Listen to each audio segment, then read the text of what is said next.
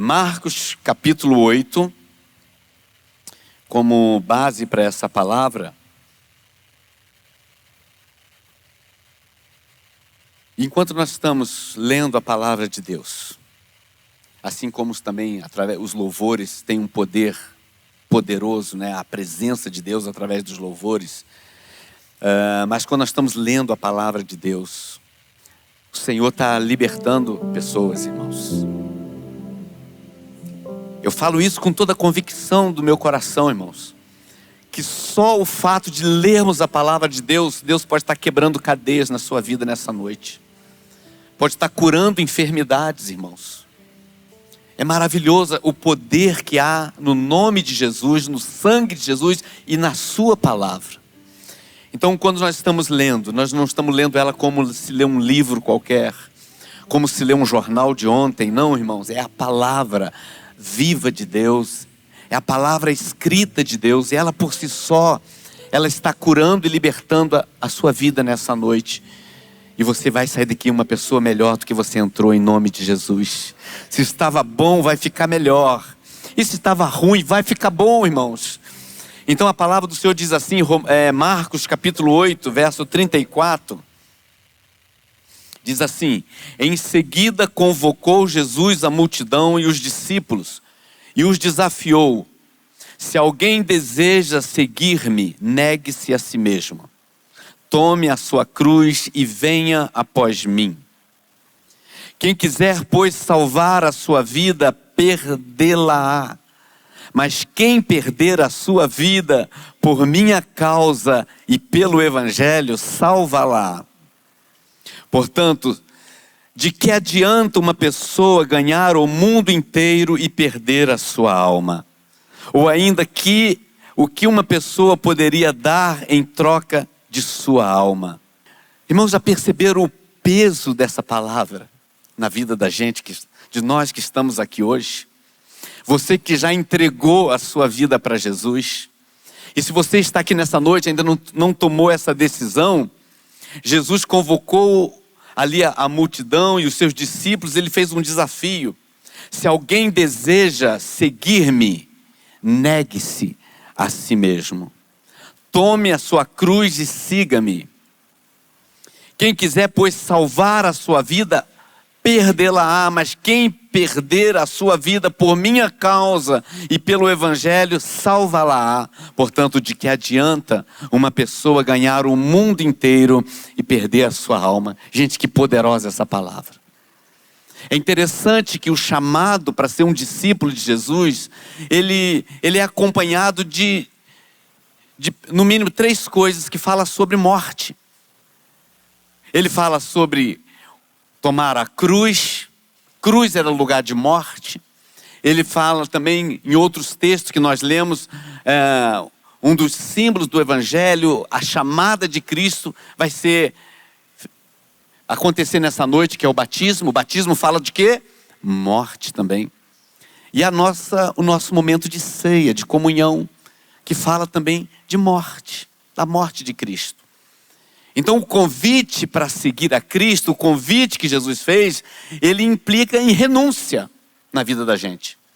É verdade que hoje as pessoas vêm por uma necessidade de que eu quero receber alguma coisa.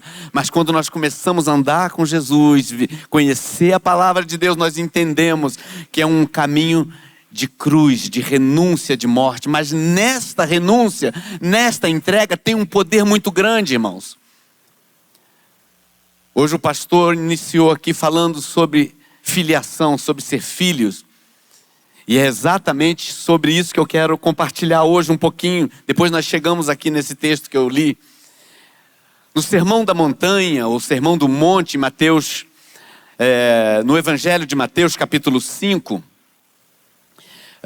Quando Jesus fala no Sermão do Monte, aquele Sermão do Monte, não era apenas um ensinamento moral, ético de Jesus para os discípulos, para aquelas pessoas, não.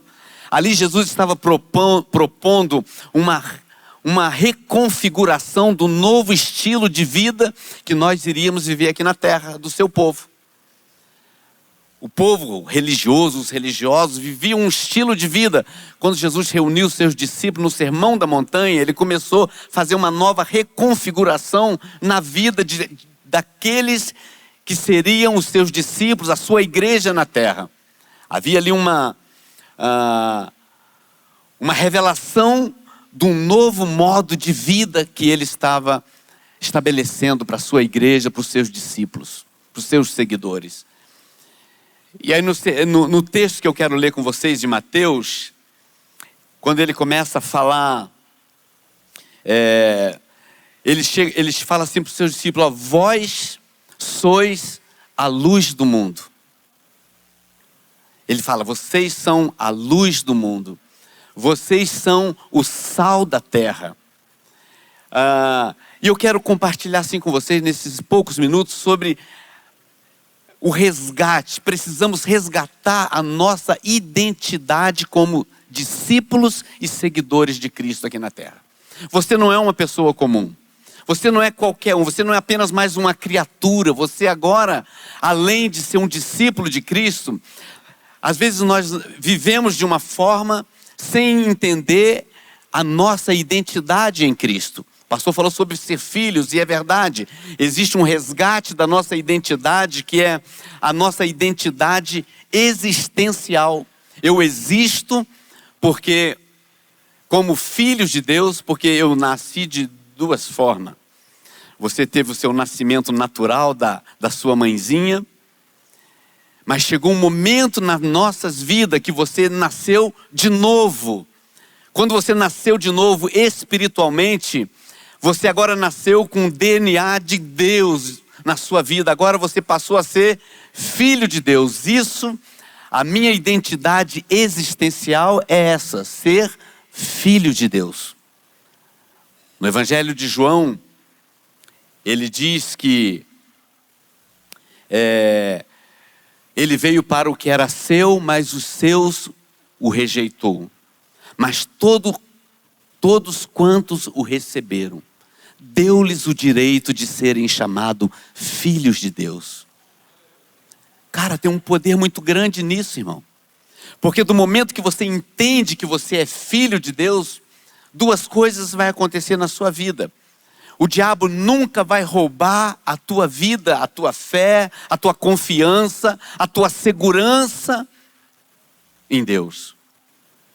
Jesus, quando estava após o seu batismo, ele foi levado ao deserto e ele foi tentado pelo diabo. E a primeira coisa que o diabo foi tentando Jesus foi na identidade dele. Ele falou: se tu é filho, transforma essas pedras em pães.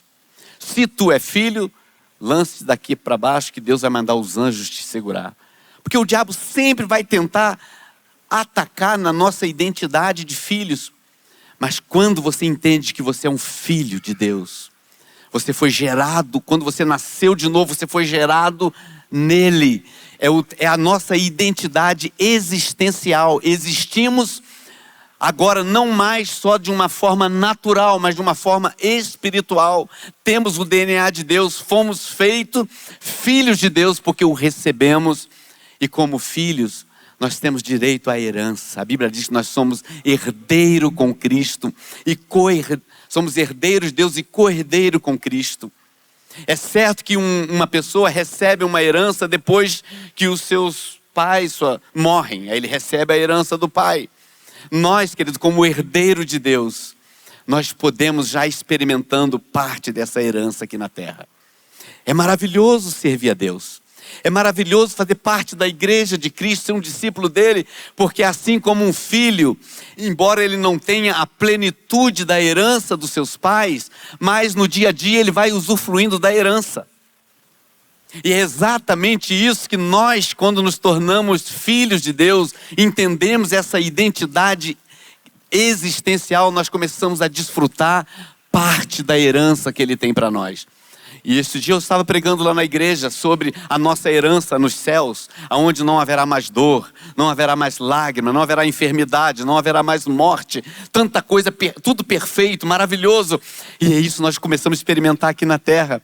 É por isso que às vezes nós estamos enfermos e nós chegamos diante do altar, recebemos a oração da fé e somos curados. São gotículas, partículas da herança que nós já estamos recebendo.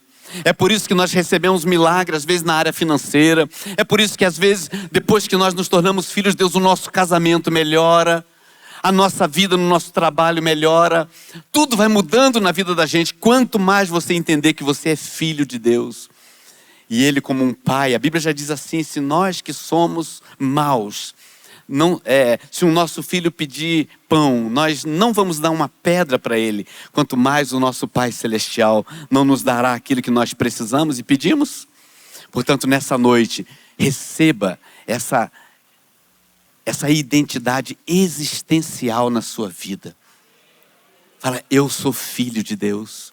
Se eu sou filho, eu tenho uma herança. Essa herança eu ainda não tenho ela numa plenitude. Eu ainda não recebi por completo. Só quando eu estiver com Ele lá no reino eterno dEle. Mas eu posso experimentar parte dessa herança aqui na terra. A tua família pode ser ainda melhor do que é. A tua saúde, o teu casamento, os teus filhos. Nós podemos se reivindicar. Deus, parte dessa herança eu quero experimentar. Esta é a herança existencial que nós precisamos resgatar na nossa identidade. A identidade existencial. Mas tem uma outra parte da nossa identidade que eu quero frisar um pouquinho nessa noite, que é a nossa identidade missional. Essa igreja é uma igreja missionária. A nossa identidade missional. O pastor falava desse próximo ano que a igreja vai partir para cima, ganhar almas, evangelizar, cumprir o ID do Senhor Jesus. Saiba, queridos, que existe uma identidade que foi imprimida no coração dos discípulos, no coração da igreja, que é uma identidade missional, que nós lemos aqui nesse texto de Mateus capítulo 5, a partir do verso 13, ele diz assim, vós sois o sal da terra. Isso faz parte da minha identidade, porque a identidade é tudo aquilo que eu sou. A Bíblia diz que eu sou filho, mas agora, na minha identidade missional, ele fala para mim, vocês são sal da terra. Ele não diz vocês têm o sal. Jesus não chegou para os discípulos, para a sua igreja, para o seu povo, falou, vocês têm o sal. Não, ele diz, vocês são o sal da terra. E isso aqui é maravilhoso, quando eu entendo que eu sou o sal, e o sal ele não existe para si mesmo. O sal ele tem um poder de transformar o sabor, ele tem o poder de conservar um alimento que está estragado ou que está bom, mas para não se estragar. E como sal da terra, eu preciso transformar o ambiente onde eu estou inserido. Quer ver se você entender que a tua identidade é ser sal, aonde você chegar, coisas boas vão começar a acontecer. Tem pessoas que reclamam para a gente, pastor, lá em casa está um caos, na minha casa está um inferno, ou então no meu trabalho parece que todo mundo está contra mim, nada dá certo, nada está bom. Tá, mas você não é o sal? Não é você que está ali para colocar um tempero? Não é você que está ali para colocar o sabor naquele lugar? Por falta de entender essa minha identidade missional, o sal ele transforma o ambiente. Ele é usado para conservar os valores do reino de Deus aonde eu estou inserido. Sabe, como sal, aonde eu estiver, eu não posso negociar os princípios e os valores da palavra de Deus. Hoje tem pessoas que ela vai se camuflando, ela vai se moldando ao ambiente que ela está. Como sal da terra, que Jesus disse que nós somos, nós não temos, nós somos. Você é um agente de transformação aonde você estiver, dentro da tua casa. Os ambientes vão se mudando, aonde você chegar. O sal ele aponta para essa natureza subversiva, onde nós vamos sempre transformar o ambiente onde nós estamos, nós vamos sempre levantar os valores de Deus aonde Ele nos colocar. Dentro da nossa casa, no nosso trabalho. Esse é o poder do sal. Mas ele diz assim, se o sal perder o seu sabor, como que há de se temperar? Para nada mais presta, senão para se lançar fora e ser pisado pelos homens. Eu posso ver minha vida inteira dentro da igreja, insípido, sem gosto, não causar impacto em lugar nenhum, não temperar, não trazer no ambiente que eu estou. Eu tenho o pastor Mauro, que eles conhecem, o nosso pastor lá que esteve com a gente na viagem, lá em Cachoeirinha. Ele fala uma coisa muito legal. Ele fala que ele está às vezes na igreja, aconselhando pessoas, e ele passa o dia recebendo muitas informações, às vezes é problema na administração, vários tipos de problema na igreja, pessoas, e aí ele fica com a cabeça desse tamanho. E quando ele chega em casa, ele abre o portão da casa dele, para que a família, onde está a família dele, e ali ele diz que vira a chavezinha.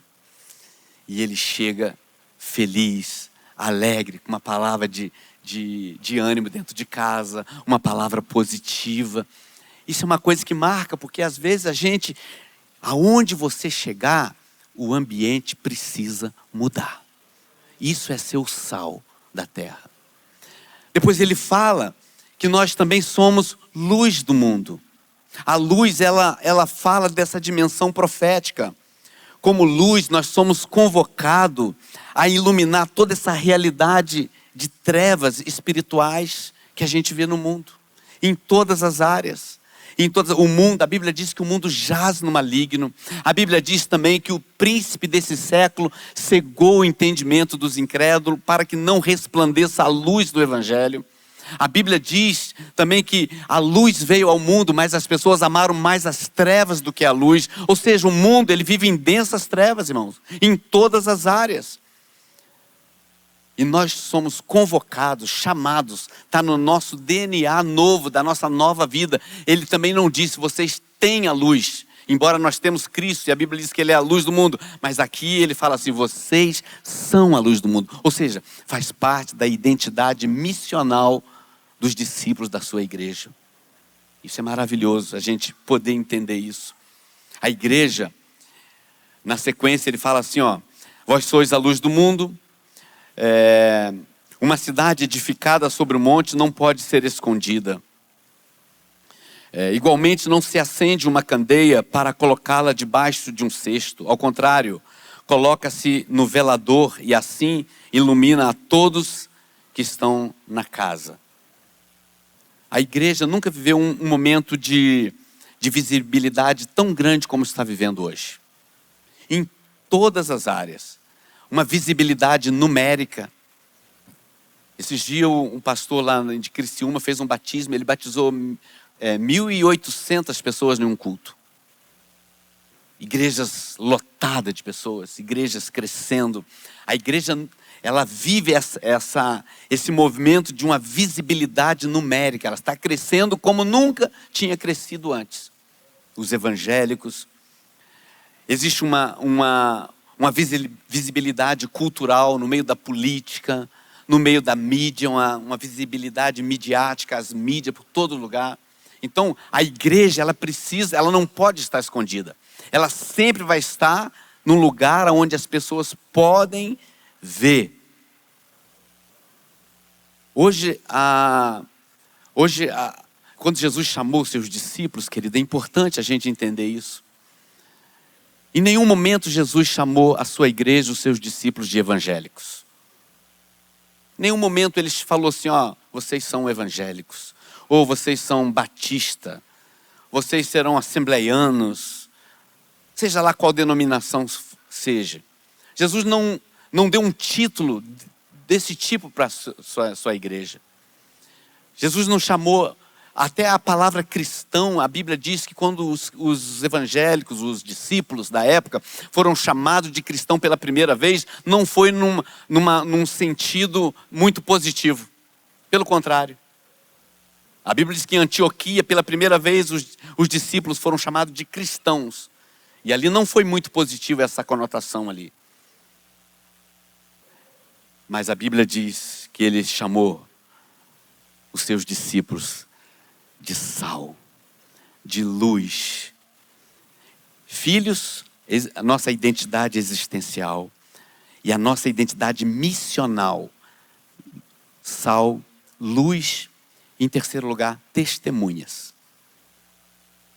Atos 1:8, ele fala assim: e recebereis poder ao descer sobre vós o Espírito Santo, e vocês serão minhas testemunhas.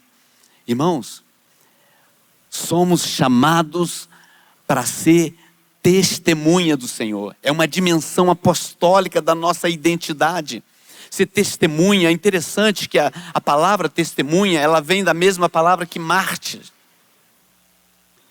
Em outras palavras, ele está falando assim: vocês receberão poder ao descer sobre vós o Espírito Santo, e vocês serão mártires. Testemunha quer dizer o mesmo que ser mártires, ou seja, alguém que dá testemunho da sua fé com a própria vida. E isso aconteceu logo no início. Após Jesus voltar aos céus, a Bíblia diz que os discípulos saíam pregando o Evangelho por todos os lugares, falando das boas novas, e praticamente todos eles deram a sua própria vida por causa da pregação do Evangelho. Sabe? E hoje as pessoas não querem pagar o preço. Hoje as pessoas, na primeira dificuldade que elas enfrentam, elas vêm para a igreja.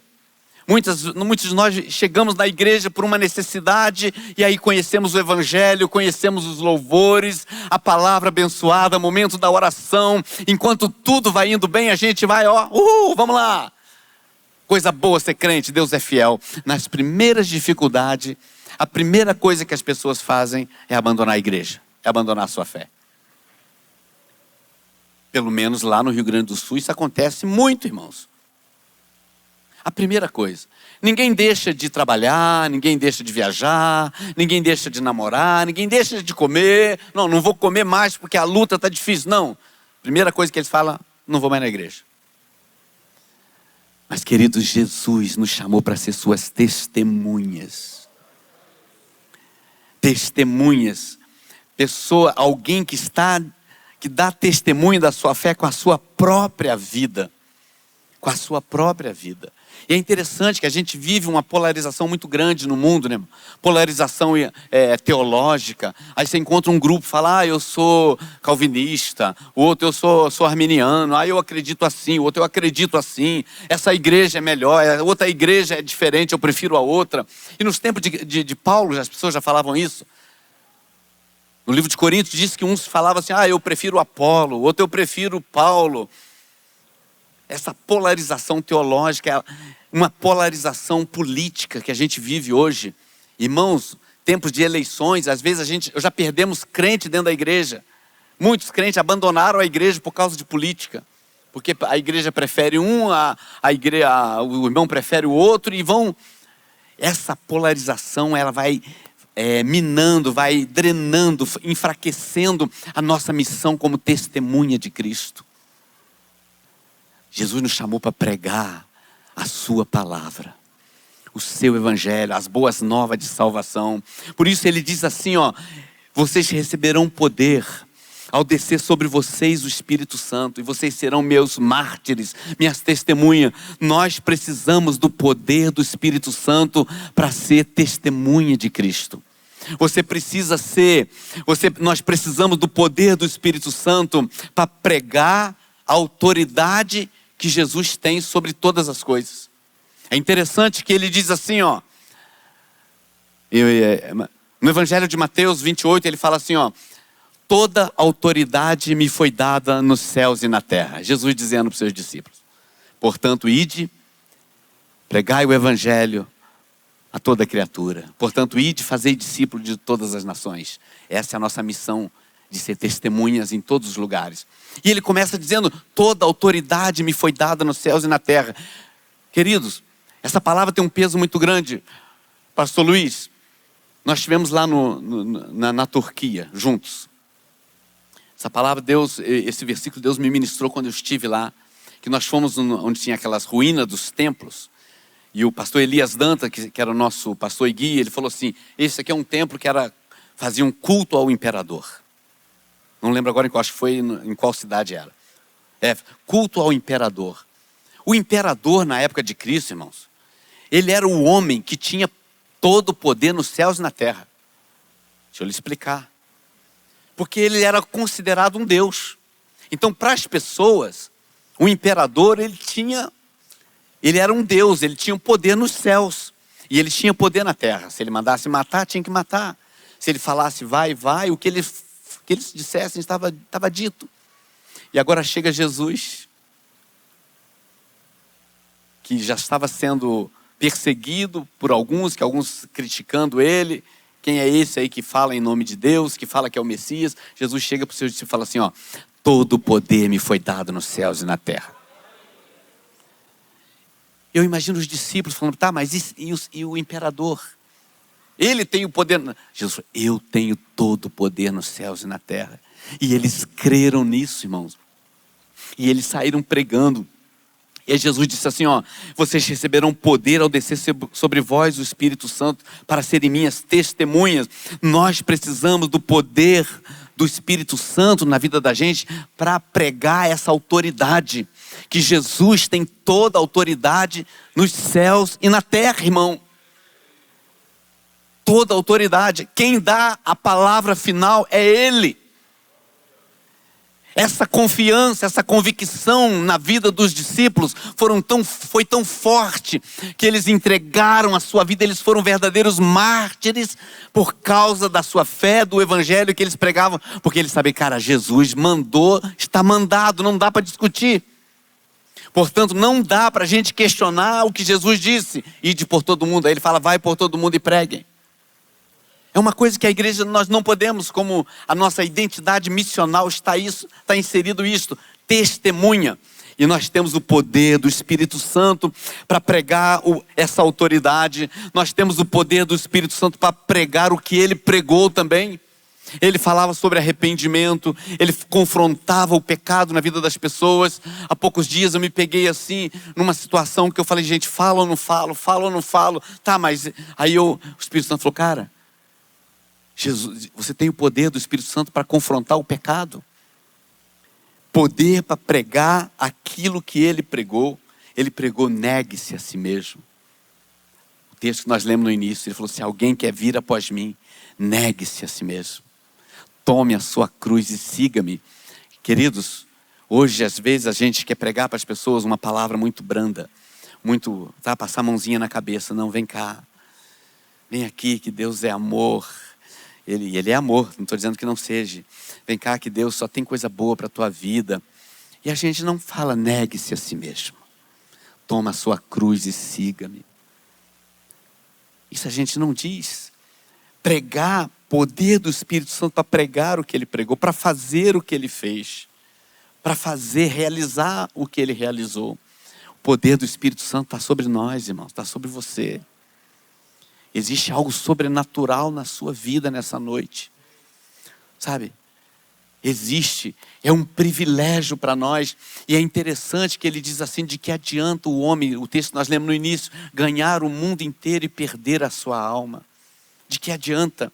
Mas acompanhado dessa entrega, dessa renúncia, acompanhado disso, quando a gente realmente entrega tudo e entende que somos filho por identidade existencial, através de Cristo, nós somos filhos, e que nós temos uma missão que nós não podemos transferir para ninguém.